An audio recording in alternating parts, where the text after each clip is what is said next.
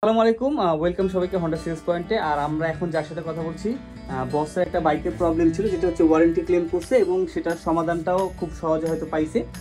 এই জার্নিটা একটু আপনার মুখ থেকে শুনবো অল্প করে। আসসালামু আলাইকুম। আসসালামু আলাইকুম।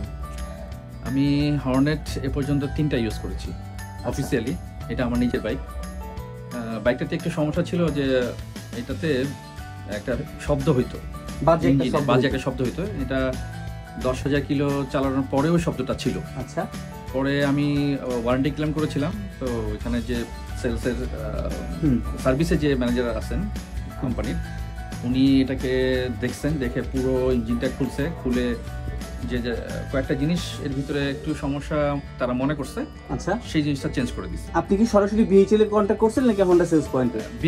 বিএইচএল। আচ্ছা, ওইখান থেকে আপনাকে সাপোর্ট দেওয়ার জন্য হন্ডা সেলস পয়েন্ট আসতে বলছে।